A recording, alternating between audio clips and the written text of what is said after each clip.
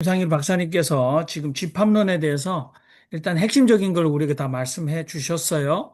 그럼 여러분들께서 이때까지 이제 동양 사상, 특별히 다석 사상을 중심으로 기독교 이해를 해오시려고 노력을 하셨는데, 그렇다면,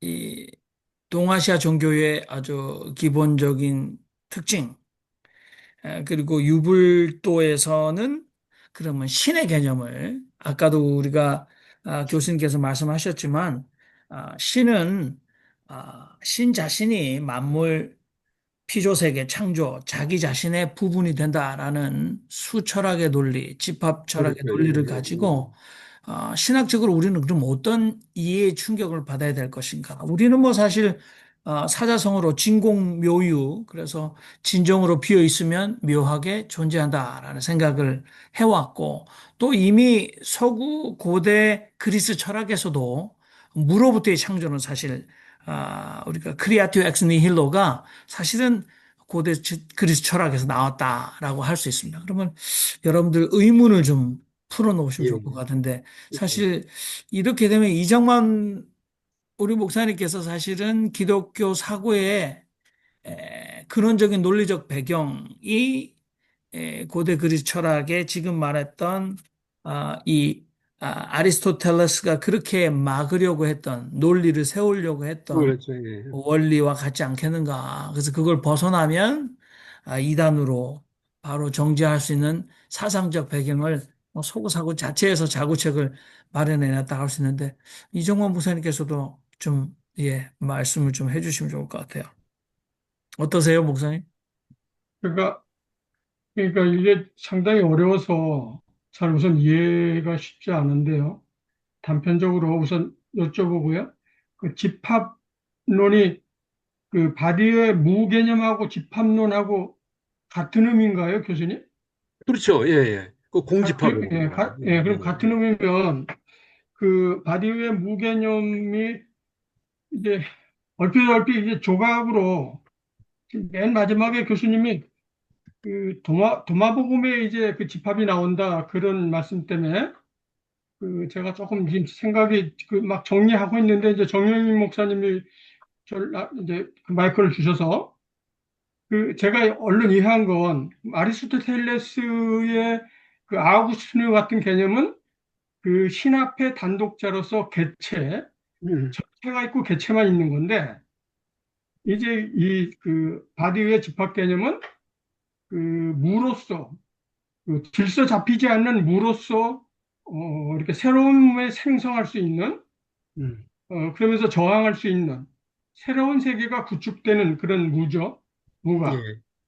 맞습니까, 교수님? 제가 설명이 지금? 그렇다면 아니 여기서 자, 제가 이제 그 관심을 가지는 건 도마복음은 이제 그 동일성 추구거든요. 그 본질주의 같은 거거든요. 근데 그 아디우는 보면은 그 서양 철학자들이 그 현대 트렌드가 동일성의 해체를 주장하는데 데리다나 뭐 이런 사람들 보면 동일성의 해체를 주장하는데 해체, 예. 예, 근데 이제 바리오는 특이하게 동일성을 추구하면서도 그 안에 그 개체성을 또 강조하거든요. 예. 그게 이제 바디오의 어떤 특별함 같은데요. 바디오의 그 사건과 철학에 이런 얘기가 내가 들은 적이 있는데 정치는 그 다름에서 같음을 추구하고 사랑은 같음에서 차이를 받아들인다. 음, 이게 이제 동일성과 개체성을 그 바디오가 말한 건데요.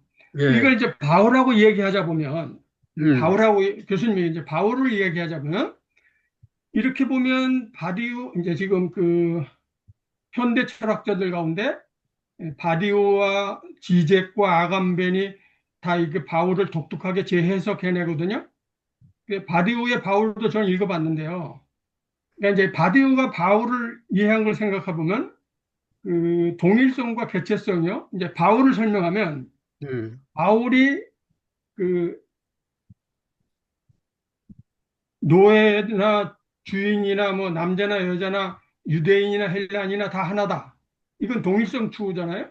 음, 근데 이 동일 추구만 있는 게 아니라 이 동일성을 또 깹니다, 바울은. 그게 뭐냐면 법으로 의로움을 얻는 게 아니고 믿음으로 의로움을 얻는다. 그러니까 이 법은 로마의 동일성이고 선은 그 그리스의 동일성이거든요. 그러니까 바울이 이 동일성을 해체하는 거가 그 음, 로마서 7장 6절에 카타르게오가 있어요. 카타르게오인데 이게 그 법의 무력화거든요.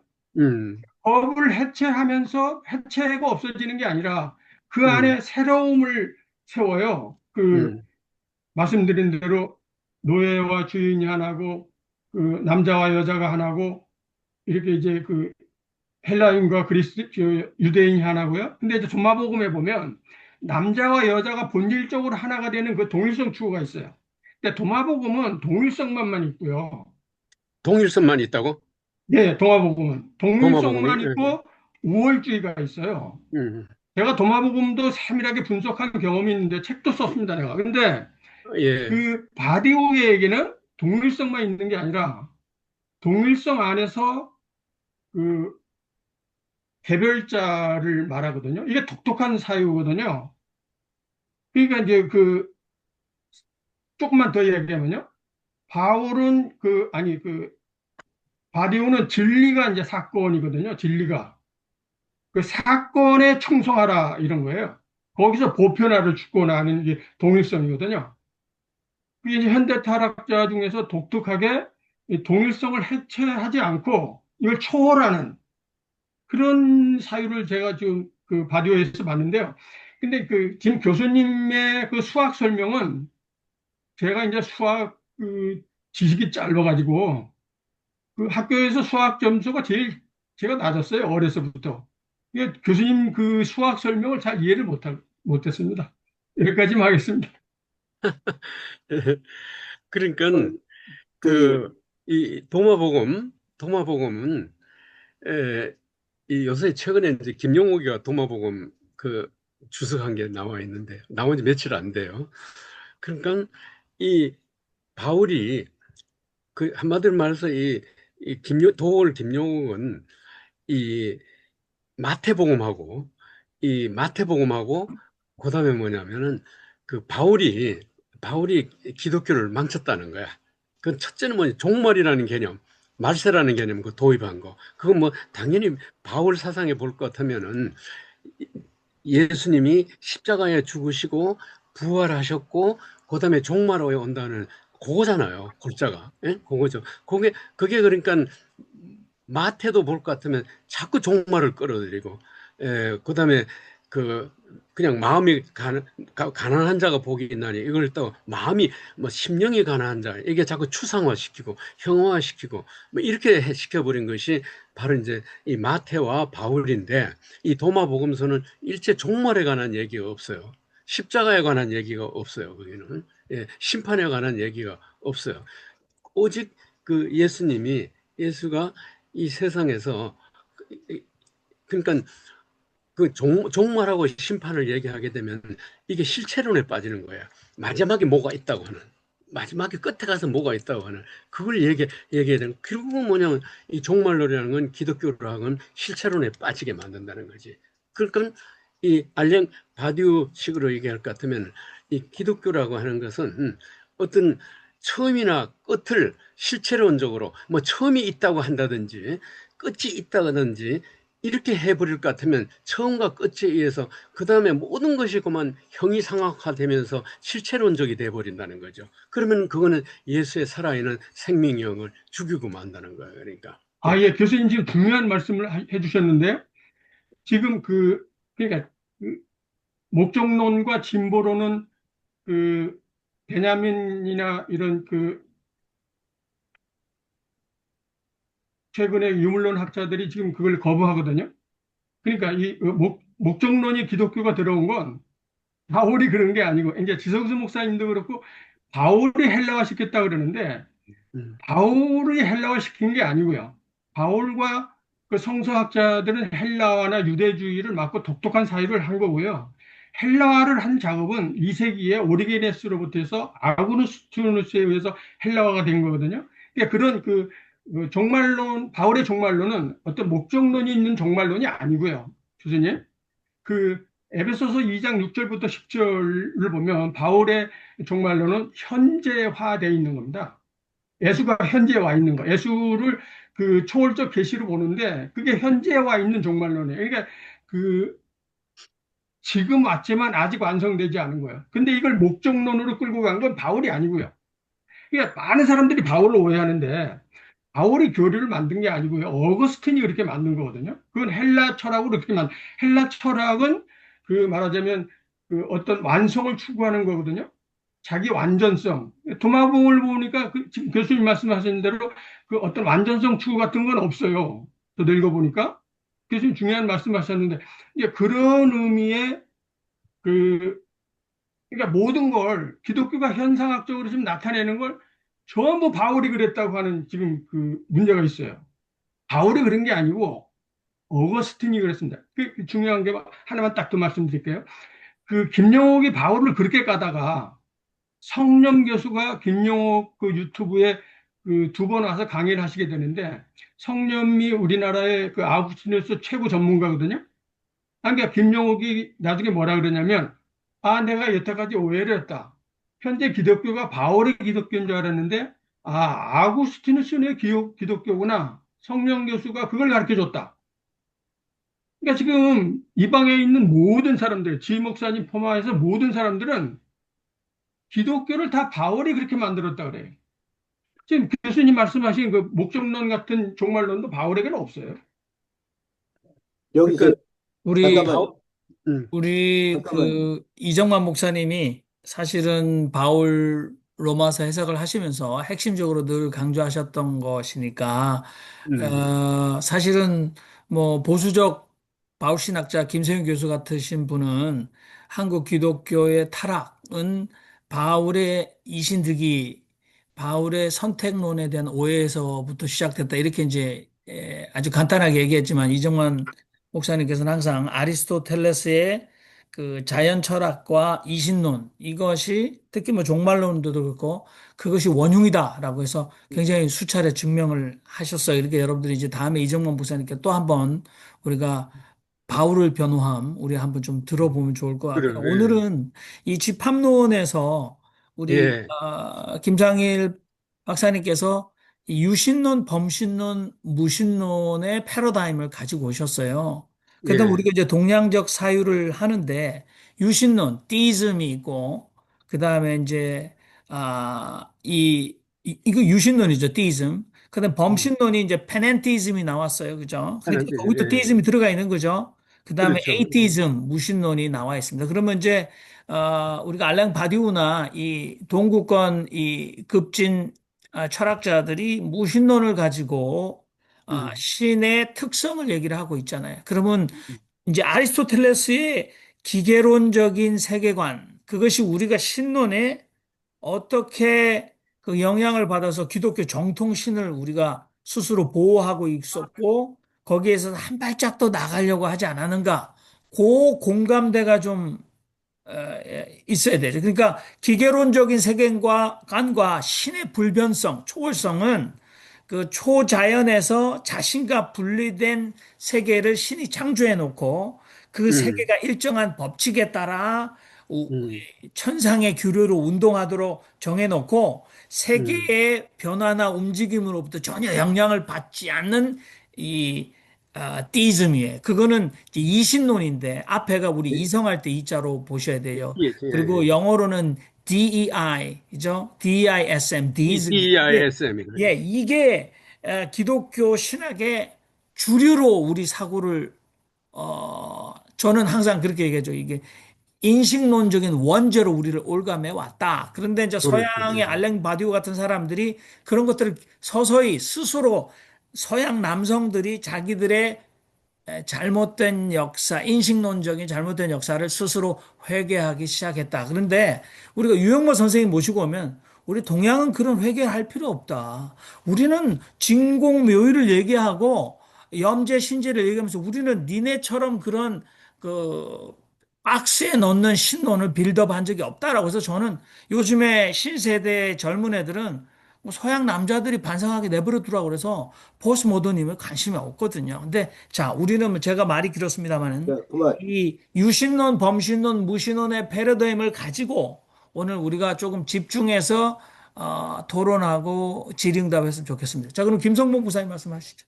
예, 그, 아까 그 집합론에서 유신론, 범재신론, 그 다음에 무신론을 얘기할 때 제 머릿속에는 뭐가 떠올랐냐면요. 색즉 시공, 공즉 시색. 그게 떠올랐거든요. 왜냐면 색이면 색이지. 색이 어떻게 공이냐. 근데 공집합이 있단 말이죠. 그래서 이게 공집합이 있다는 것이 그게 아주 의미가 있는 것 같아요. 다시 말해서 공즉시색이 또 나오는데 공이면 공이지 공이 어떻게 또 색을 가질 수 있느냐. 그 역으로 색즉시공, 공즉시색. 이 역으로 가능한 것이 이게 집합론이 설명이 되는 거 아닐까 하는 느낌이 왔습니다. 네네. 통찰이 오셨어요. 그러면 이제 그런 신학적인 예들을 뭐 복음서나 아니면 기독교사에서 좀 가져와 주시면 참 좋을 것 같은데 아무튼 전통적인 기독교 이신론, 디이즘에는 제가 아까 말했던 기계로적인 세계관도 있고 그다음에 이제 초자연주의적인 이원론, 두알리즘이 있습니다. 그래서 신은 신은 자기가 만들어내는 시간과 공간인데 신은 시간 속에 참여하지도 않고 세계 모든 요소를 자신 안에 포괄하지도 않은 채 세계 외부에서 초자연적으로 영원히 존재한다 이렇게 믿었거든요. 그게 초자연주의적인 이원론입니다. 그리고 신이 세상에 활동하는 방식은 오직 간헐적이고 직접적으로 전능한 위력을 발휘하는 기적밖에 없어요. 그러니까 신이 그런가?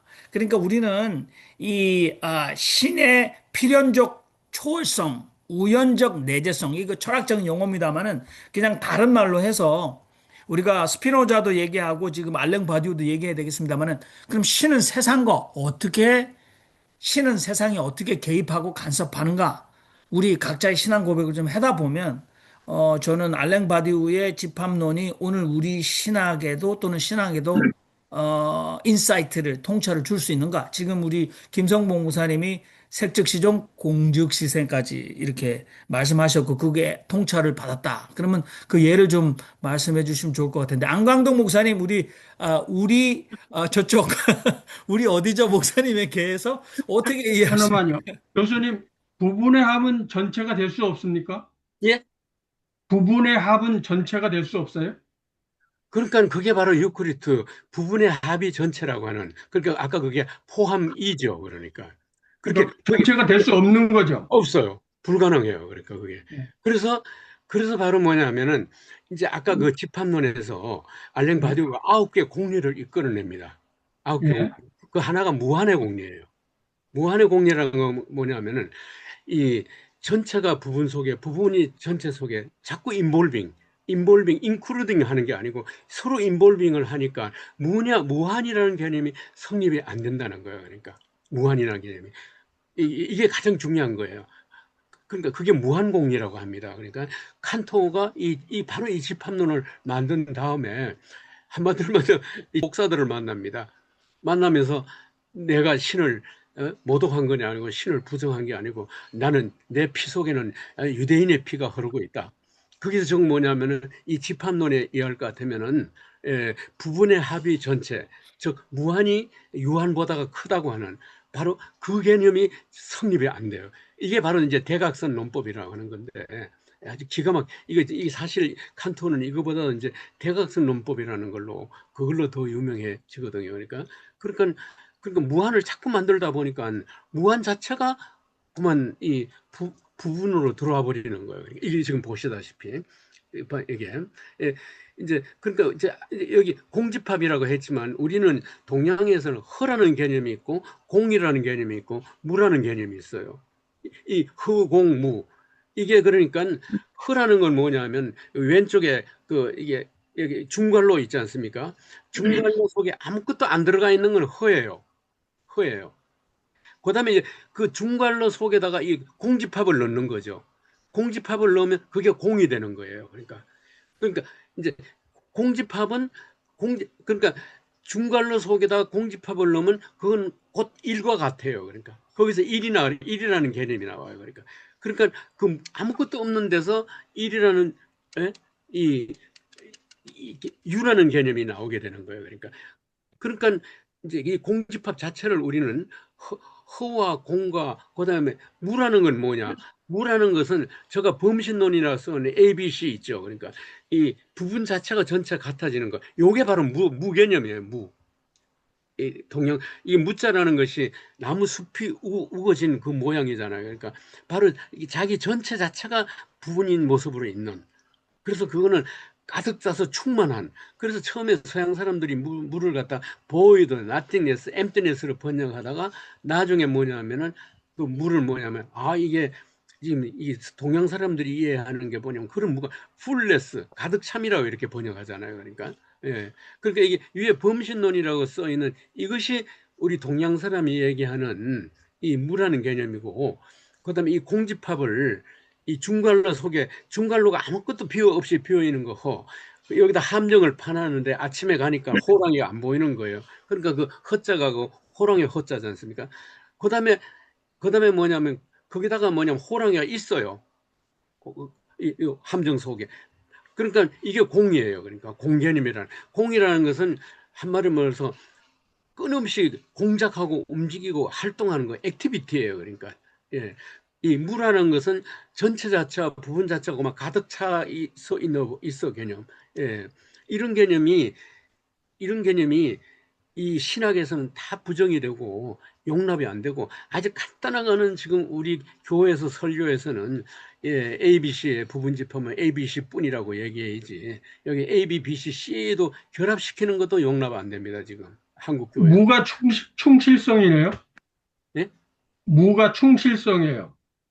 그러니까 충만한 것. 충실성이라는 건 이제 문제가 이제 질문을 잘 하셨는데요. 이게 그러니까 이렇게 될 것 같으면은 이 집합론에 의할 것 같으면은 뭐라고 결정할 수가 없어요. undecidable. 왜냐하면 전체가 부분 속에 들어와 있고 공집합 속에 들어왔으니까 도대체 여기서 어떤 게 부분이고 어떻게 전체라고 결정할 undecidable. 그다음에 불확정성. 그다음에 어떤 것이 전체고 어떤 것이 부분이라고 이름 붙일 수가 없어요. 도가도 비상도예요. 그러니까 그 한마디로 명령 불가성 이런 그 세 가지가 나오는 거예요. 이 세 가지가 나오니까 결국은 해체밖에 없어요. 그러니까 그래서 해체가 생기는 거죠. 그게 이제 이게 바울이 디도서에서는 그렇게 얘기했음에도 불구하고 로마서는 전부 다 거짓말쟁이 역사를 적용합니다. 그 로마서 전체가 전반부는 그러니까 그 예수님의 말씀 속에 특히 도마보면서는 거기가 되는 너가 너 눈 속에는 더들보는 보지 못하면서 남의 눈에 그걸 보느냐. 그다음에 이게 사실 이 지금 이 집합론이라는 게 이게 유머 웃음의 구조예요. 1960년도에 세계 유머 대회가 열렸어요. 유머가 열렸을 때 이 인류 역사상 가장 아름답고 가장 위대한 유머가 뭐냐? 바로 예수님의 유머예요. 그 예수님의 유머가 그때 유머 대회에서 1위로 뽑혔어요. 그건 뭐냐면 가늠한 여인을 데리고 왔을 때 예수님이 너희들 가운데 죄 없는 자가 먼저 돌을 던지라. 이 돌을 들고 바리새인들이 가만히 보자니까 그게 바로 뭐냐면 자기 자신이에요. 그러니까 바로 자기 자신들이 그 가늠한 여자들과 같은 똑같은 죄를 저질렀어요. 그러니까 돌을 누구한테 던져요? 자기한테 던져야 되죠. 그러니까 이게 자기 언급이라는 거예요. 이 자기 언급에서 웃음의 구조가 나와요. 그러니까 칼기 폭파범 김현희가 말을 안 하고 웃지를 않는 거예요. 그런데 그 조사하는 조사관이 한마디로 연필을 들고 자꾸 연필을 찾는 거예요. 그러니까 그걸 보고 비로소 뭐냐면 계면이가 웃고 말을 하기 시작해요. 이게 유머 구조예요. 그 예수님이 엎드려서 뭐 글을 썼다 했다면 한마디로 말해서 그 바리새인들 꼴락서니 보자 하니 한마디로 얼마나 우스웠겠습니까? 웃고 계신 거죠. 그게 그러니까 바로 이걸 얘기하는 거예요. 그러니까 이 자기 언급 아까 이제 이 집합 자체가 자기 자신에 포함된다는 것은 바로 뭐냐면은 자기 자신이 자기를 갖다가 언급하는 자기 언급이라고 그래요. 예. 그러다니까 이게 바로 뭐냐면 이 거짓말쟁이 역설의 제1조목으로 떠오는 건 자기 언급이죠. 그게 바로 뭐냐면 너를 들어라. 너 자신을 남을 꾸중하기 전에 너 자신의 눈뜰보에 벌써 너도 똑같은 허물이 들어있는 걸 보라. 그러니까 이걸 가지고 깨달음이라고 하는 거죠. 그러니까 깨달음. 예. 그러니까 교수님, 예, 예. 네. 그, 저, 깨달음이 저, 자기 네. 언급이 나오면 그 자기 언급이 나오니까 아까 보다시피 거짓말이 참말이 되고 참말이 거짓말이 되니까 true and false, TF 계속 이렇게 거짓말 참말이 연쇄고리를 만들어 버리잖아요. 네. 연쇄고리를 만드니까 도저히 전체와 부분이 분리가 안 되니까 바로 올가닉 유기체 철학이 나오는 거예요. 그러니까 우리 김찬일 이게 박사님, 교수님, 그러니까 그러면 자기 안광덕 언급이라는 건 목사님 말씀을 좀 더 들어보죠. 여러분, 이제 물론 아니, 이게 종, 그런데 저 좀 그만 좀 들어가고 싶은데요. 이렇게 그냥 설명만 듣고 있는 모임은 그만하게 하고 싶습니다. 미안합니다. 네, 아유, 정수정 목사님 죄송하고요. 아무튼 안광덕 목사님 말씀 네네. 하시죠. 남자분들만 하세요. 네. 그, 김상일 박사님 그 얘기를 들으면서 혹시 아주 대단히 공감하게 되고 옛날에 배웠던 수학의 이 범주를 아주 우리 신앙과 함께 사상에 적용할 수 있어서 좋은 기회인데 이 생각이 맞는지 한번 여쭤보고 싶어서 말씀을 드립니다. 인간이 신선이 될 수 있는가? 제가 아까 모두 개강하기 전에 풍류도에 관해서 말씀을 드리면서 우리나라 당군의 사상과 정신인 풍류도를 연구한 변찬리라는 우리 학자를 통해서 인간이 원래 당군이 신선이 되었다. 그것이 그 이후에 그 맥이 끊어져 가지고 우리는 선도 사상으로 오면서 신선 이와 같은 신이 되는 이런 과정을 우리는 상상도 못했는데 실제로 그와 같은 일들이 우리 당군에서부터 풍류도에서부터 우리나라의 정신이요 맥인데 이게 어떻게 가능할까? 감히 이제 너무 엉뚱한 생각이어서 생각을 못했었는데 오늘 이제 알랑 바디우의 말, 그 다음에 이 집합을 통해서, 야, 저렇게 하면은 오늘 인간이 신이 될 수 있다. 인간이 우화 등선할 수 있다. 성경에 있는 에녹도, 엘리야도, 모세도, 예수도 인간의 몸을 입지 아니하고 바로 이제 신이 되는 이런 과정을 보여준 것.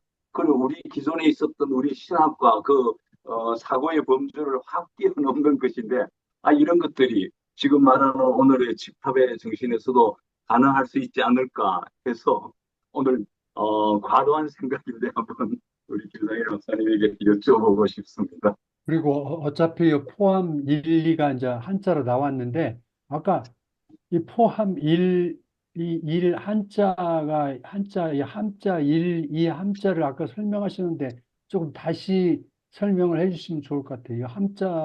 이 한자를 어떻게 풀이하는 건지요. 그러니까 이 포함 1 여기 떠올랐잖아요. 포함 1이라는 것은 이 물속에 이제 설탕이 들어가지 않습니까? 그러면은 이거는 뭐냐면 물속에 설탕이 있고 이건 동시에 또 설탕 속에 물이 있는 거예요. 이건 인볼빙 하는 거예요. 물하고 설탕이. 그래 그거는 여기 포함 1을 써야 돼요. 이게 바로 뭐냐면 이 에피메니데스 유플레데스 우리 동양적인 논리예요. 그러니까 그다음에 포함 2라는 것은 여기에 컵이 있으면 여기다 물을 이렇게 담는 거예요. 그렇지만 거꾸로 이 물 속에 컵을 담을 수는 없어요. 그러니까 이걸 external relation이라고 그래요. 외인적 관계라고 그래요. 그러니까 그러니까 아까 그 풍류도 얘기했지만 최채원이 국유 현묘지도 왈 풍류도라고 할 때 그러니까 포함 삼교라고 그러잖아요. 그 포함 삼교 할 때 어떤 포함을 썼을까요?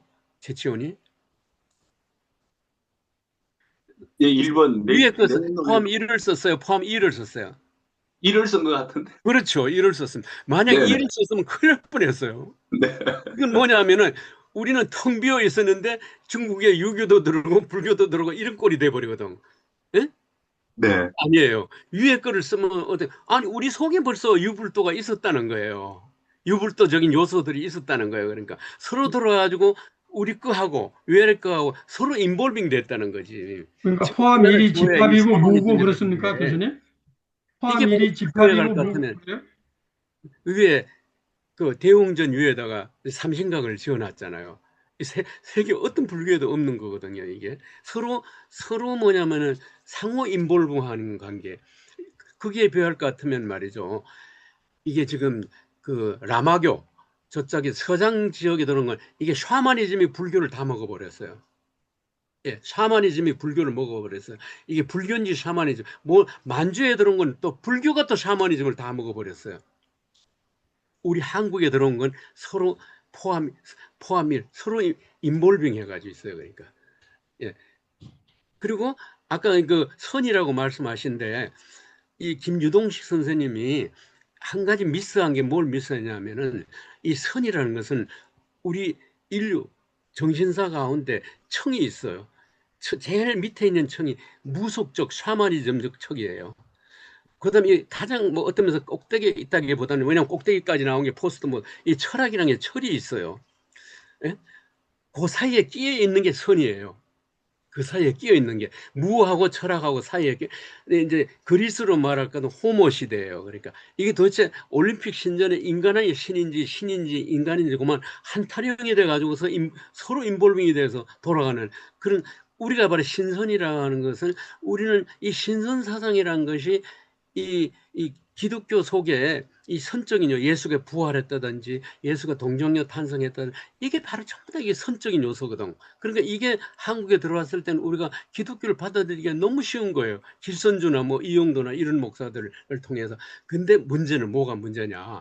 이 무속하고 선하고 무선철이라고 합시다. 서양에는 소위 차축 시대라는 시대가 나타나면서부터 바로 그 아까 A형 철학자들이 나타나면서 밑에 있는 이 무청과 선청 다 박해요. 박멸을 시켜요. 전부 악마화 시켜요. 예, 유례없이 무선철이 아주 확고하게 선이 뚜렷이 살아있는 데는 딱 우리 한국뿐이고 바로 이 구조 때문에 한류가 지금 전 세계를 휩쓰는 거예요. 무속만 가지고 한류가 저렇게 휩쓸지 못해요. 철학은 그건 더 이상 철학이 만약 그럴 것 같으면 아테네 서양 철학 그리스 사람이 한류를 만들어야 되지. 예? 그다음에 무적이면 그건 아프리카 사람이 한류를 만들. 우리의 그 선적인 무선철 예, 이 삼청이 강한 맥을 우리 자아 의식 속에는 이게 뭐냐 확고하게 맥을 만들고 있어요. 그러니까 그 유동식 선생이 이 풍류도라고 하는 것은 그 하나의 선맥 하나만 강조했지 그걸 갖다가 이제 그게 이제 칼 융의 말을 표현을 갖다면 우로보로스, 타이폰, 그레인마더, 그다음에 히로, 영웅심, 이제 그 융의 이 내청, 심청, 심리학 있고 켄 율버라고 하는 초임격 심리사는 이걸 문명사계에다가 이제 내청에 정해갖고 제가 지금 얘기한 건 이걸 한국 문화에다가 이거 내청을 적용시킬 것 같으면 그러니까 이걸 위에서 철학이 나타나면서 그 밑엔 무와 선을 억압하는 걸 유럽적 균열이라 그래요. 예, 그건 신화에서 남자 신이 여자 신을 다 죽이는 걸로 그게 이제 유럽적 균열이 나타나요. 정말 세계 신화 가운데서 하늘을 내려온 남자 신이 땅의 여신하고 만나서 결혼한다는 한국 당군 신화뿐이에요. 당군 신화. 일본만 가도 그 아마데레우스 오미가미가 그 남자 신이잖아요. 예?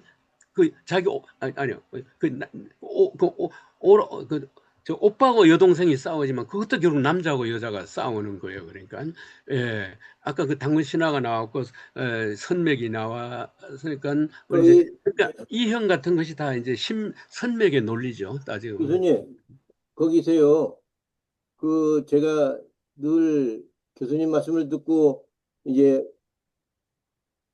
산에 절에 가가지고 이제 사람들한테 설명을 하면서 얘기를 하는데 어디서 막히는 거냐 이 대웅전이 있지 않습니까? 여기는 이제 석가모니 불상이 있는 건데 그 위에 삼성각이 있단 말입니다. 그리고 삼성각은 단군, 한인, 한웅, 단군 이렇게 해서 삼신을 모신 곳인데 그 단군 위에 한웅, 그 위에 한인 이 삼신이 먼저 있었다. 삼신을 섬기는 데가 먼저 있었다. 그리고 나중에 불교가 들어왔을 때 거기다가 절하는 데다가 사찰을 만들었다. 그래서 덮어쓰기를 했다. 이렇게 설명하는 게 이게 타당한 건죠. 아니요, 아까 타당하지 않아요. 그 첫째는 뭐냐면 우리 한민족의 사상은 부도 사상이에요. 부도라는 것은 하늘의 뜻이 어떻게 땅에서 이루어져서 하늘과 땅이 어떻게 부합이 되는가. 예? 이게 이제 부도거든요. 그러니까 부합한다. 도성이라는 도자. 그 하늘의 도성과 땅의 도성이 화합되는 이게 이제 우리 민족의 역사의 목표고 시작이에요. 그게 소위 부도지라는 책이에요. 그러니까 이제 여기에 부도지에는 환인의회 유인시가 있어요. 유인시. 예, 유인시에 의해 누가 있냐면 황궁시가 있어요. 황궁시가 여기 있냐면 그 소희 두 딸이 있어요. 그 위에 마고가 있어요. 그러니까 마고, 소희, 황궁, 유인, 환인, 그다음 환웅, 당군 이렇게 내려와요. 이걸 반드시 우리가 한국 사람이라 하는 이 머릿속에 이 주체상을 만들어야 돼요. 그리고 그 역사의 목적은 뭐냐? 홍익이 아니에요. 부도예요. 그러니까 다이 킹동 캄 다이 윌비 돈이에요. 그러니까 하늘의 뜻이 이 땅에서 이룬 다이 킹동 캄 다이 윌비 단이에요. 그러면은 왜 당군에 와서 환웅도 아니에요. 이 부도를 계속 그 마고성에서 부도가 망가졌는데 그걸 계속 회복하려고 하는데 당군에 와서 가능하게 됐다는 거예요. 당군에. 왜냐? 당군이 비로소 홍익 정신으로 나라를 다스렸기 때문에 드디어 뭐냐면 다이 킹동 캄 다이 윌비 돈이 됐다 하는 거예요. 근데 그게 이제 하나 재밌는 건 뭐냐면 딴 데서 나지 않는 인삼이 이제 이 조선 땅에서 났다. 이제 그런 얘기가 돼 있지만은 이 환웅 그러니까 우리는 어떤 사람 왜 우리가 환웅도 우리 역사에서 환웅 그 환기를 써야지 왜 단기를 써냐 그렇지만은 이 다이 킹동 캄 다이 율비단이 홍익 인간 제세 이화에서 그것이 이루어진 때는 당군 시대 부대다 이렇게 봐요. 우리 역사 부도지라는 책이. 예. 그러니까 아까 이제 우리가 아는 건 이제 당군 이제 삼국 유사에 의해서 한인 한인 이제 여기까지 알고 있는데 그 위에 유인시가 있었고 황궁시가 있었고 그다음 궁희가 있었고 그다음 마고가 있고 이렇게 돼 마고 궁희 황궁 유인 환인 환웅 당군 이게 이제 이 일곱 개 단계가 정말 이거 확고하게 이걸 가지고 완전히 우리가 이게 우리 마음 속에서 이걸 확립해야 돼요. 이게 우리 주체예요. 주체 사상이에요. 그러니까 이게 흔들리면 안 돼요. 거기에서 뭐냐면은 페미니즘, 동성애 문제, 그다음에 우리가 먹는 이 음식의 문제, 이런 문명학적인 많은 신화서들을 거기서 끄잡아낼 수가 있어요. 그러니까 그것이 우리 그 창세기에 있는 그 신화서들 그런 신화서들은 다 포함하고도 더 포스트 모던적이고 더 현대적인 그러한 뭐냐면은 우리 그 세계관을 만들 수가 있는 거죠. 그게 이제 제가 얘기하는 이런 A형 논리, E형 논리 이런 걸로 이게 논리적인 뒷받침을 해야 돼요. 아까 이제 어떤 목사님이 이제 자기 깨달음 요새 나가 한마디에서 나온 이 빌립보서 빌립복음이라는 문헌에 볼 것 같으면 소망과 신망의 소망과 사랑과 믿음과 하나를 더 넣어서 얘기해요. 깨달음. 그러니까 믿음, 소망, 사랑, 깨달음 이 네 가지가 반드시 너에게 있어. 근데 그게 뭐냐면 그 중에 제일은 사랑이라는 소리는 없지만 거기다가 깨달음이라는 걸 넣었어요. 이 깨달음이라는 게 뭐냐면 이형 논리가 출발한 첫걸음이에요. 그러니까 자기가 자기를 보고 자기가 자기 자신을 먼저 깨우치는 거. 이건 만약에 교회에서 믿어야 되지.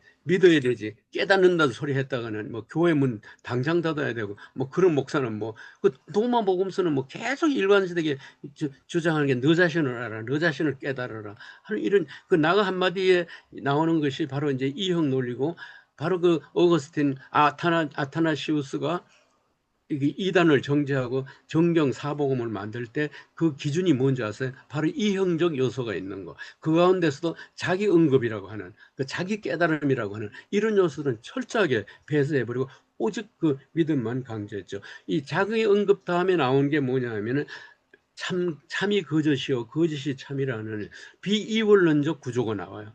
그 다음에 뭐냐면 유기체적 사상이 나와요. 그러니까 자기 언급이 출발이에요. 그러니까 거짓말을 했던 참말, 자기 언급, 그 다음에 참과 거짓, 거짓과 참의 그 참과 거짓의 사슬고리가 만들어지는 거, 그 다음에 유기체적 사상, 그 다음에 이제 그래서 그 다음 나오는 게 이제 과정 그러니까 해체고 과정밖에 남는 게 없어요. 그러니까 그러면 이런 걸 가지고 어떻게 목회를 할 거냐?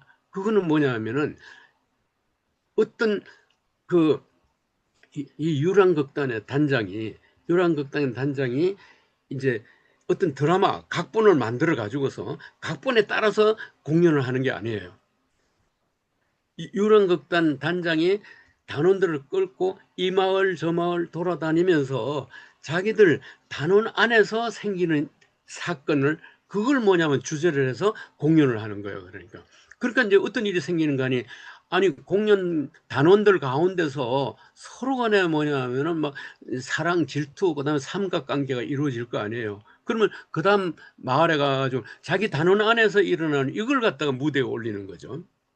그 다음에 이제 무슨 일이 생기냐면 그 마을에서 공연을 하는데 이 단장이 사랑하는 여인이 그 마을 공연을 하려고 하는 마을의 청년을 죽이는 거예요. 살인사건이 벌어졌어. 그럼 어떻게 돼요? 그것도 무대에 올려야 되잖아요. 무대에 올리고 만약에 그 단장이 사형 언도를 받으면 어떻게 되죠? 그 무대에서 자기가 죽어야 되잖아요. 그러니까 이게 십자가의 죽음이에요. 그러니까 예수의 십자가는 날 때부터 동정자 해놨고 그는 인류를 구원하고 이렇게 난 모습이 아니라는 거예요. 예수는 살아가는 도중에 그 과정에서 예수가 자꾸 만들어가고 있고 지금도 만들어가고 있는 거죠. 제가 감신대 쫓겨나서 이제 월계동에 갔어요. 월계동에 목회를 하니까 그 당시에 뭐냐면 그 옆에 상계동에 그냥 빈민촌이 있는데 그러니까 그게 나는 목회하러 갔는데 느닷없이 그 교회 주변에 막 그냥 막 빈민촌에서 사람들이 30가정에 화장실 하나를 열악하게 이런 말할 수 없는 거예요. 근데 막 그때 막 정부에서 그걸 철거하고 그러니까 그때 이제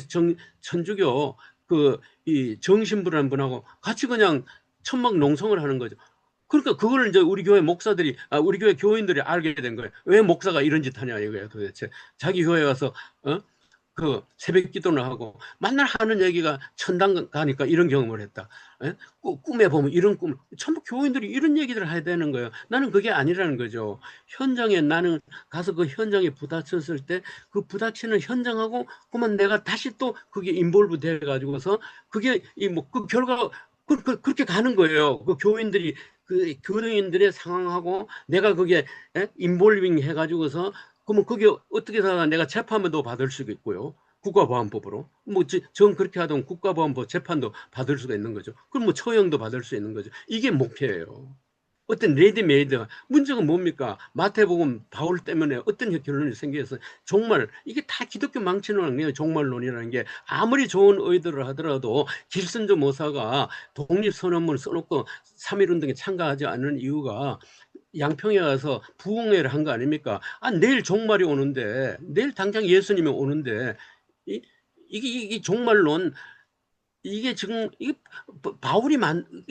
바울의 결정적인 공헌이에요. 종말론을 바울이 의도가 그렇게 했든 안 했든 간에 바울은 뭐냐면 종말론은 그렇게 발전할 수밖에 없었고, 그것이 바로 뭐냐면 모든 종말론이 내가 볼 때는 기독교의 폐단을 만드는 가장 큰 저는 원인이라고 봐요. 그러니까 그렇다고 해서 내가 얘기한다고 해서 이런 목회를 한다고 해서 그 종말이 없는 게 아니에요. 다 종말이 있어요.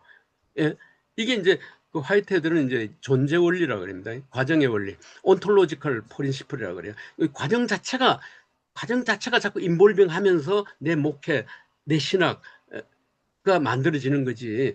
지금 딱 그냥 이렇게 막 천지 창조부터 시작해가지고 예수를 믿어야 구원을 받는다 시작해서 심판이 오는 것 시작, 이렇게 해놓고 이 목회를 하고 설교를 하면은 그, 그 무슨 그 생명력이 있겠어요, 그게. 응? 저는 그렇게 생각해요. 저는 뭐 하여튼 그 이런 얘기가 전부 다 이제 그 저기 알랭 바두의 이 집합론 구조를 자꾸 생각하고 명상하다 보면 내가 어떻게 이제 목회를 해야 되고 어떻게 살아야 되고 나는 죽어서 어떻게 될 거고 죽는다는 것도 어딜 천당이 어딜 이 세계 자체가 죽어서도 있는 곳이죠. 이 지상 자체가. 예. 네. 네, 고맙습니다. 나는 천당이 그런 레디메이드 된 뭐 구중궁 같은 그런 천당이 없다 해도 하나도 나는 그거 없어요. 내가 사는 이 세상이고 심판은 뭐냐? 마치 내가 오늘 밤에 꿈을 꾸면 내가 오늘 하루에 저질러는 이런 것이 다 재현되듯이 죽은 다음에는 내가 살아있던 그것이 다시 재현되는 것이고 그 이상의 내가 심판받는 게 없어요. 그 예, 이상. 교수님 감동이고요. 교수님 말씀 상당히 감동입니다.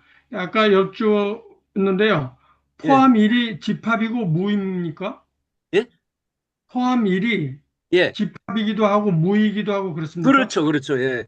그 무이기도 하고, 그러니까 이 무라는 것을 이 유영모 선생님 같은 분은 허요, 공요, 무, 그 아인슈타인이 공간하고 물질이 있는데 이게 그냥 큰 물질만 읽고 이 공간이랑 공이란 건 아무 힘이 없는 줄 알았는데 이 물질이 공간 속에 들어가니까 바로 그냥 막 찌그러지고 울그러지고 막 위치가 이래 올라가고, 이게 아무것도 없는 것이 이와 같은 큰 힘을 갖는 거 있는 것을, 이게 바로 상대성 원리잖아요. 그러니까 제가 생각할 때는 동북아 문명권에서 요걸 기라고 하는 것이, 공을 기라고 하는 것이 가장 합리적이에요.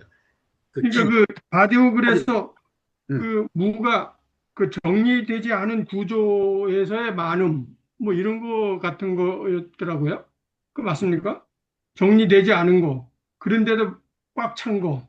그러니까 뭐냐면 동학에서는 직일금지 원이대가 이게 이제 강령 주문이라고 그래요. 길을 내려주셔서 하는 거예요. 그러니까 그럼 이 질서를 목사님 말씀 대로 그게 바로 시천주 조화정, 바로 그다음에 이제 본주문이라고 그래요. 그러니까 직일금지 원이대강 시천주 조화정, 이건 그러니까 지금 말씀드린 이 기로 하여금 방향을 잡아주고 기로 하여금 옳고 그런 것을 정해주는 걸 누가 하느냐? 그게 바로 천주가 한다는 거예요. 그렇게 그 아리스토텔레스에서도 살짝 이런 개념이 있는데요. 잠재태라는 게 있습니다. 잠재태. 예. 예, 그거하고 좀 같은 개념, 비슷합니까? 그러니까 이제 그 메타 물질이라 하기도 하고요, 잠재태라 하기도 하고, 이제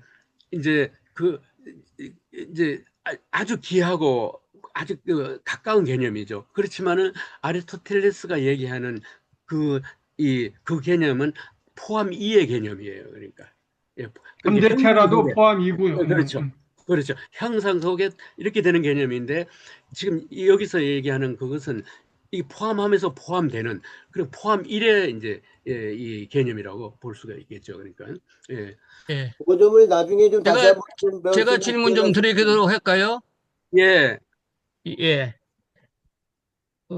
알랭 바디오에 대해서 충분한 이해가 없는 상황에서, 알랭 바디오의 집합론과 신학에 대한 그 강의를 들으면서 느꼈던 소회는 알랭 바디오의 집합론과 신학에 대한 설명이 교수님이 가지고 있던 신학하고 이런 것들이 그 혼선이 되어져 가지고 그 부분들을 보충하는 이야기인지 아니면 교수님께서 하고자 하는 이야기 알랭 바디오의 집합론과 신학의 관점에서 연결되어져 있는 이야기인지가 정확하게 인지가 되지가 않았고요. 두 예, 번째로, 알랭 바디오의 철학이 매우 독창적이고 야심차고 현대 철학에서 수학의 존재론을 기초로 하면서 처음에 이야기했던 인식론의 한계들을 지적을 했는데, 예, 그렇다면은 바디오가 존재론을 전적으로 집합론에 종속시키면서 다양한 그 집합에 나오는 존재 개념을 수학으로 이렇게 한다는 것이 과연 다 가능한 일인지, 철학적으로 통찰을 줄 수 있지만은 어떤 그것들이 수학적 규율의 오용으로 될 수 있는 위험성들은 있지 않은지 그런 생각이 들었습니다. 예. 특별히 존재는 인식의 대상이 아니라 구조이고, 그런 맥락에서 알랭 바디오는 인식론을 배제를 해야죠. 철학의 두 가지 존재론과 인식론에 있어서 인식론 자체를 배제를 하고 난 이후에 존재론만으로 이 부분들을 알랭 바디오가 이야기하고 있는 그런 것들을 신학적으로 다 풀어갈 수 있는 것들인지, 그 부분에 대해서 대단히 설명을 들으면서 의문점이 들었습니다. 예. 그러니까 그 아까 그 집합론 한번 다시 보여주시면요.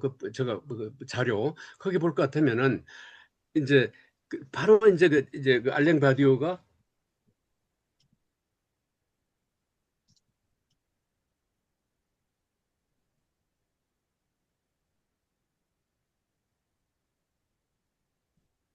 여기 이제 이게 이제 대표작이잖아요. 비잉 앤드 이벤트, 존재와 사건.